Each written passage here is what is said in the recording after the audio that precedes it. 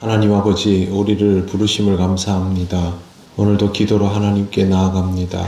말씀 속에서 깨닫게 하시고 또 아버지의 뜻대로 구하는 이 시간이 되게 하옵소서. 예수님 이름으로 기도드립니다. 아멘. 찬송가 211장 하나님께 찬양드립니다. 값비싼 양유를 주께 드린 막달라 마리아 본받아서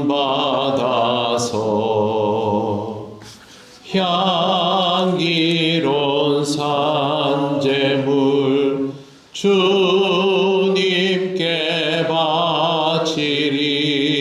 사랑의 주 내 주님께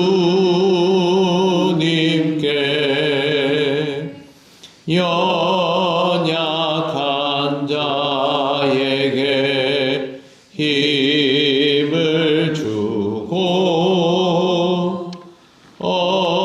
어두운 세상에 빛을 비춰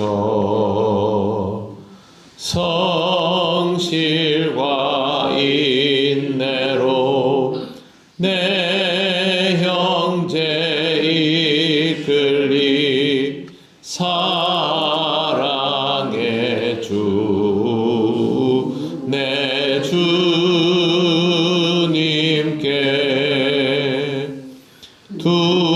두려운 마음에 소망 주고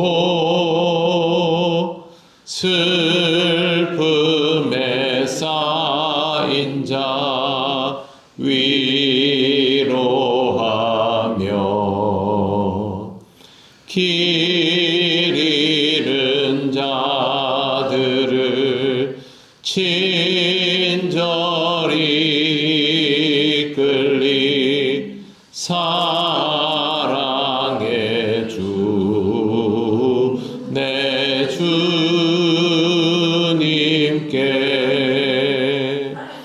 인생의 황혼이 깃들어서 이 땅의 수고가 끝날 때에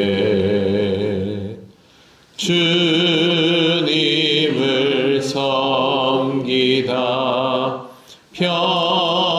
평안히 가리라.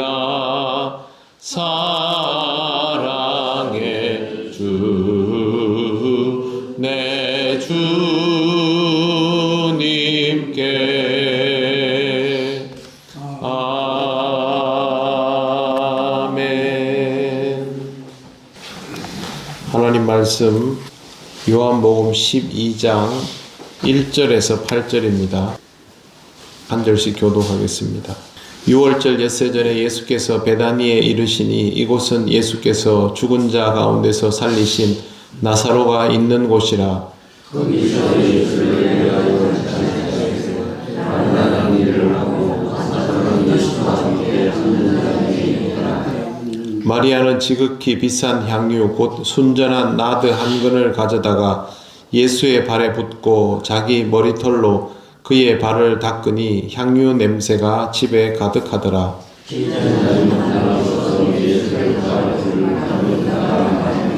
이 향유를 어찌하여 300데나리온에 팔아 가난한 자들에게 주지 아니하였느냐 하니.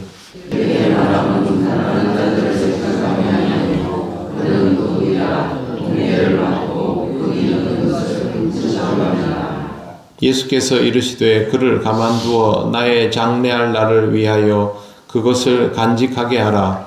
가난한 자들은 항상 너희와 함께 있거니와 나는 항상 있지 아니하리라 하시니라. 아멘. 6월절을 6일 앞두고 예수님께서 베다니에 오셨습니다. 베다니는 예수님께서 죽은 나사로를 살리신 곳입니다. 여기에서 예수님을 위한 잔치가 준비되었는데 마르다는 열심히 일을 하고 있었고 다시 살아난 나사로는 예수님과 함께 앉아 있습니다. 그때 마리아가 굉장히 비싼 향유를 가지고 와서 예수님의 발에 붓는 일이 생깁니다. 성경에는 나드향 한 근이라고 되어 있는데 이건 남성용 고급 향유입니다. 근데 이게 그 부자들은 뭐 다른 용도로도 쓸 수 있겠지만 이 남성용 고급 향유는 시체를 닦을 때 사용합니다.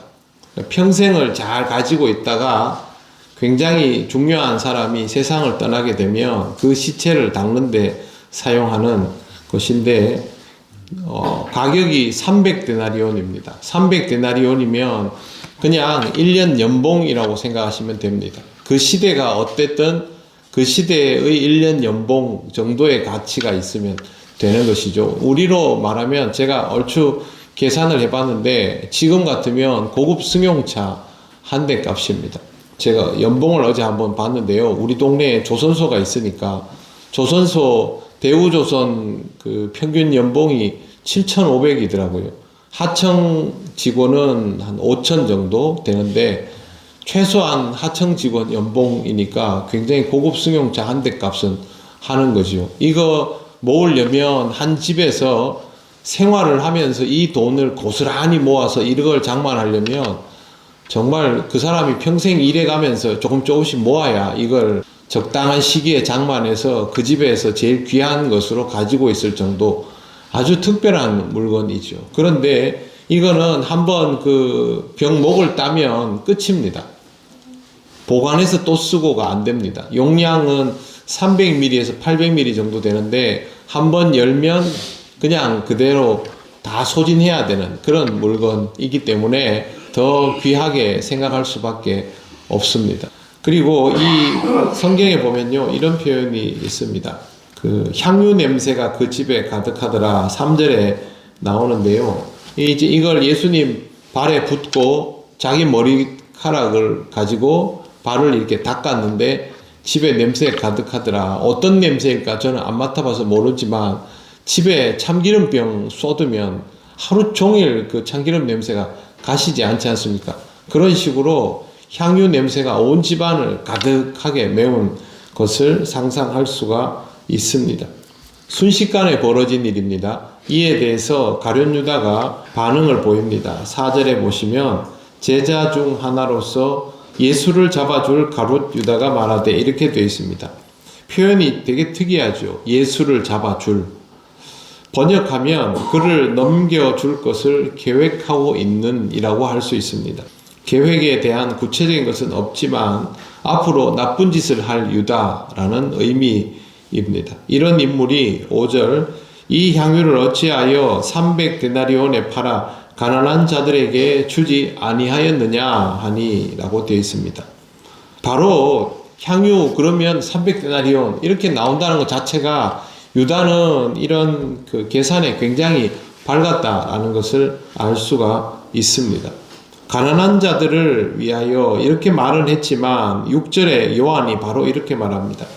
이렇게 말함은 가난한 자들을 생각함이 아니요 그는 도둑이라 돈 괴를 맞고 거기 넣는 것을 훔쳐감이라 이렇게 되어 있습니다. 이거는 유다가 예수님의 제자로서 있을 때부터도 고약한 심성을 가지고 있었다라는 것을 뜻하죠. 항상 돈 계산이 먼저였고 이 내용은 사실상 보면 헌금에 손대는 인간이라는 뜻 아니겠습니까?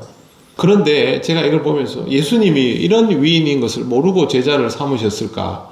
모를 리가 있겠습니까? 그걸 알고도 그대로 받아들이신 것으로 보입니다.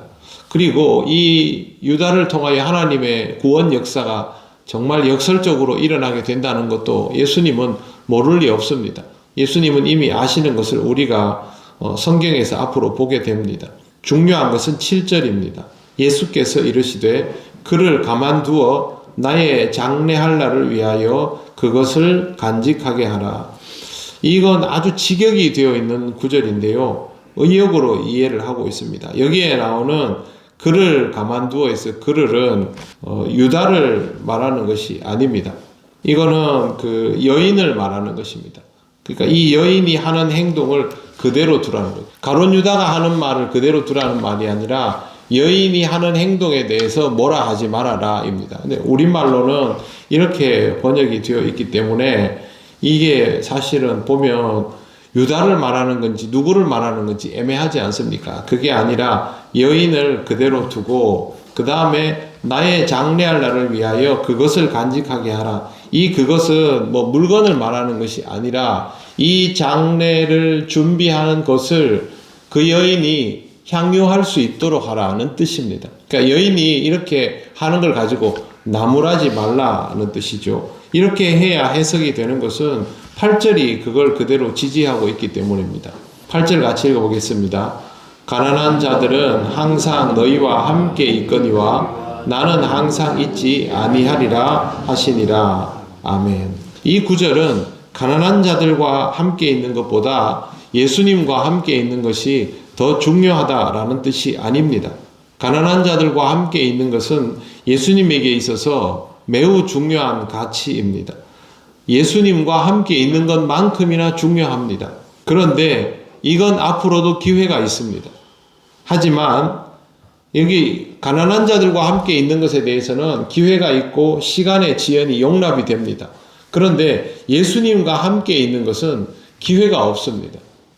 예수님이 이 땅에 육신으로 계시는 그 시간 동안만 기회가 있기 때문에 예수님이 죽으시고 나면 없습니다. 즉 시간의 지연이 용납되지 않는다라는 뜻이죠. 그렇기 때문에 예수님께서 지금은 이라고 말씀하십니다. 지금 해야 될 것은 주님을 만나고 주님을 알고 주님에 대하여 예비하는 것이죠.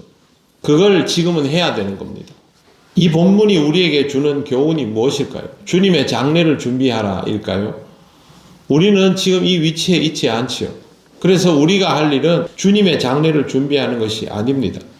우리는 언제나 주께서 지금 나에게 요구하시는 것, 그걸 요구하시기 위해서 현존적으로 내게 다가오신다는 것을 의식을 하고 지금 나에게 요구하시는 것이 무엇인가를 항상 생각해야 합니다.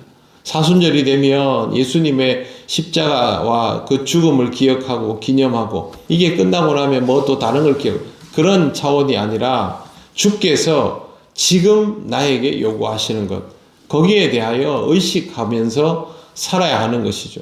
주님은 우리에게 지금은 가난한 자와 함께 있어야 한다라고 말씀하실 수 있습니다. 지금은 너 아무것도 하지 말고 기도에 몰두해야 한다라고 말씀하실 수도 있죠. 지금은 예배하는 자가 되어라 라고 말씀하실 수도 있습니다. 가장 전반적인 것은 이웃을 사랑하고 원수를 사랑하고 하나님 나라를 이루고 이지만 그 큰 시간 역사 속에서 그 순간순간 주께서 우리에게 말씀하여 주시는 것을 깨달아 알며 받아들여갈 필요가 있다라는 것이죠. 항상 그렇게 현재적으로 주님을 만나고 주님과 교통함을 통하여 주님의 뜻을 헤아려가는 그런 신앙의 삶을 살아가시기를 바랍니다. 기도드리겠습니다.